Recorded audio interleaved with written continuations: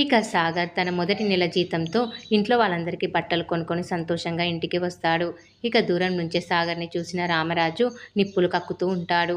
ఇటు సాగర్ బట్టలు తీసుకొని వెళ్ళి పెద్దోడా, చిన్నోడా, నర్మద, ప్రేమ, అమ్మ, అమూల్య అందరూ రండి రండి అని పిలుస్తూ ఉంటాడు సాగర్. ఏంట్రా నడుపోడా అంత ఆనందంగా ఉన్నావని తిరుపతి అనడంతో, అవును మామ, ఫుల్ హ్యాపీగా ఉన్నాను. ఈరోజు నేను మొదటి నెల జీతం తీసుకున్నాను. అందుకే అందరికీ బట్టలు తీసుకొని వచ్చాను. ఫస్ట్ నా ముద్దుల చెల్లెళ్ళ నుంచి స్టార్ట్ చేస్తాను అంటూ తాను తీసుకొని వచ్చిన డ్రెస్ని అమూల్యకి ఇస్తాడు.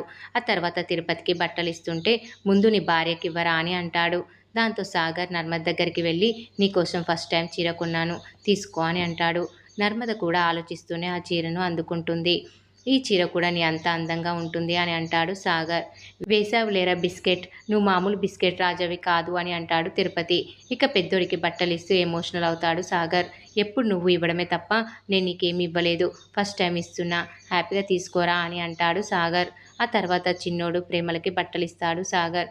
అమ్మ కోసం తెచ్చిన చీరని కూడా అమూల్యకి ఇచ్చి జాగ్రత్తగా ఉంచమని ఇస్తాడు. చివర్లో ఇది నాన్న కోసం తెచ్చాను, బాగుందా అని అడుగుతాడు. భలే ఉందిరా అని అందరూ అనడంతో సంతోషపడతాడు సాగర్.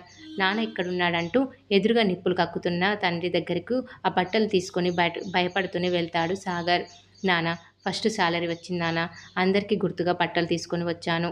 మీకు వైట్ అండ్ వైట్ అంటే చాలా ఇష్టం కదా, మీకోసం డ్రెస్ తెచ్చాను, మీరు హ్యాపీగా తీసుకోండి నాన్న అని ఇస్తాడు సాగర్. అయితే రామరాజు మాత్రం తీసుకోవడానికి ఇష్టపడడు. ప్లీజ్ నాన్న, నా లైఫ్లో మీకు ఫస్ట్ టైం బట్టలు తీసుకున్నా, జరిగిపోయిన విషయాలను మనసులో పెట్టుకోకుండా తీసుకోండి నాన్న అని ప్రాధేయపడతాడు సాగర్. దాంతో రామరాజు, నువ్వు నిజంగా నా సంతోషాన్ని కోరుకున్న వాడివి అయితే ఇంత పడేలా చేయవురా అని రెచ్చిపోతూ ఉంటాడు రామరాజు.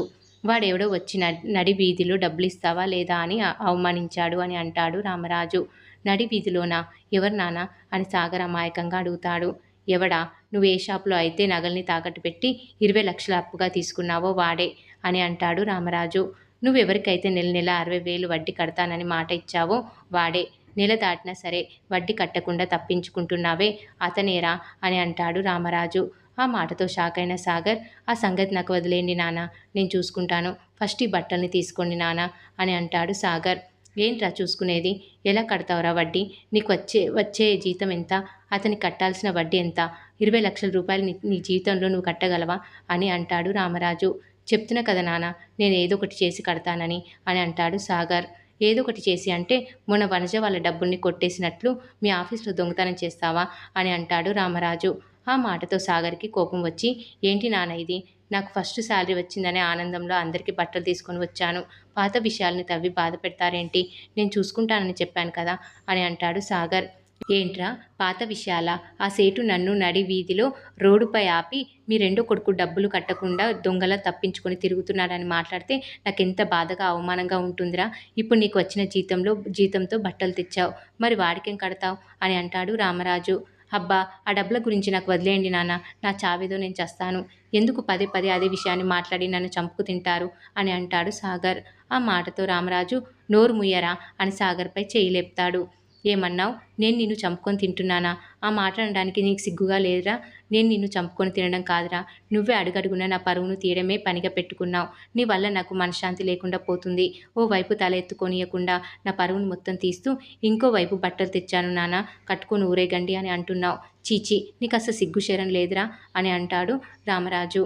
దాంతో సాగర్, నువ్వు మారవు నాన్న, ఈ జన్మలో మారవు, ఎంతసేపు పరువు మర్యాద అని పట్టుకొని వేలాడడం తప్పితే కన్న బిడ్డల సంతోషం గురించి మీరు ఆలోచించరు, కన్న బిడ్డల్ని సంతోషంగా ఎలా ఉంచాలో మీకు తెలియదు అని అంటాడు సాగర్. ఏమన్నావురా, కన్న బిడ్డల్ని ఎలా సంతోషంగా ఉంచాలో నాకు తెలియదా, నాకు తెలియదా, నువ్వు పాపపు సొమ్ముతో తెచ్చిన బట్టల్ని తీసుకుంటే నేను మంచి తండ్రినా, నువ్వు దొంగదారిలో ఉద్యోగాన్ని కొనుక్కోవడం తప్పురా, ఆ డబ్బు రక్తం కూడుతో సమానంరా అని మంచి మాట చెప్తే నేను చెడ్డ తండ్రినా అని అంటాడు రామరాజు. ఇక సాగర్కి ఒళ్ళు మండి, ఏహే నువ్వు తీసుకుంటే తీసుకో లేదంటే లేదు, అంతే తప్ప పదే పదే నా ఉద్యోగం గురించి మాట్లాడొద్దు అని అంటాడు సాగర్. ఏంట్రా, తీసుకుంటే తీసుకోలేదంటే లేదా ఈ బట్టలు నా ఇంట్లో కనిపిస్తే నువ్వు దొంగతనంగా ఉద్యోగం కొన్న విషయం, నీ భార్య నగల్ని తాకట్టు పెట్టిన విషయం నాకు గుర్తొస్తూనే ఉంటాయి. నిజాయితీ లేని మనుషులే కాదు, పాపం సొమ్ముతో కొన్న వస్తువులు కూడా నా ఇంట్లో ఉండడానికి ఇష్టం లేదు అంటూ అందరి చేతిలో ఉన్న కొత్త బట్టల్ని లాక్కొని కింద పడేసి కాలుతో తొక్కుతూ పెట్రోల్ తెచ్చి సాగర్ కళ్ళ ముందే కాల్చేస్తాడు రామరాజు. అది చూసి సాగర్కి గుండె అయినంత పని అవుతుంది. అయితే ఈ సీన్ జరుగుతుంటే చాటుగా చూసి రాక్షస ఆనందం పొందుతారు శ్రీవల్లి, భాగ్యం, ఇడ్లీలు. ఈ సీన్ చూస్తే మాత్రం సాగర్ని చూసి అయ్యో పాపం అనకుండా ఉండలేరు. ఇక అవమానం తట్టుకోలేకపోయిన సాగర్ ఇంట్లోకి వచ్చి బట్టల్ని సర్దేస్తుంటాడు. ఇంతలో నర్మద వచ్చి ఏమైంది సాగర్ అని అడుగుతుంది. ఏమీ ఎరగనట్టు. ఆ మాటతో సాగర్కి ఒళ్ళు మండుతుంది. వినలేదా ఆయన ఏమన్నారు? మనం పాపపు మనుషులమంట, ఈ ఇంట్లో నుంచి బయటకు పోరా చెత్త వెధవ అనే కదా ఆయన అన్నం. ఆ మాటలకు అర్థం ఈ జన్మలో ఆయనకి పిల్లల్ని అర్థం చేసుకోవడం చేత కాదు. అందుకే నేను సంతోషంగా తెచ్చిన బట్టల్ని తగలబెట్టేశాడు. జీవితాంతం నన్ను అవమానిస్తూనే ఉంటాడు. ఒక్క క్షణం కూడా నేను ఉండలేను అని అంటాడు సాగర్. దాంతో నర్మద బుద్ధి లేకుండా మాట్లాడకు, ఆయన మాటల్లో ఉన్న బాధని అర్థం చేసుకోవేంటి అని ఉచిత సలహాలు చెప్పడంతో నర్మద అంటూ ఆమెపై చేయలేపుతాడు సాగర్. ఏంటి కొడతావా? కొట్టు కొట్టు సాగర్ అంటూ మీది మీదికి వెళ్తుంది నర్మద. నువ్వు ఆ రోజు కూడా ఇంతే, ఇంట్లో నుంచి వెళ్ళిపోయిన వాడిని తీసుకొచ్చి మళ్ళీ ఈ నరకంలో పడేశావు. ఈసారి ఆపావంటే మర్యాదగా ఉండదు. నోరు మూసుకొని పద, ఇంకొక మాట మాట్లాడకు. ప్రతిసారి ఆయన అందరి ముందు దొంగ దొంగ అంటుంటే నేను భరించలేను. నువ్వు నాతో వస్తావా రావా అని అంటాడు సాగర్.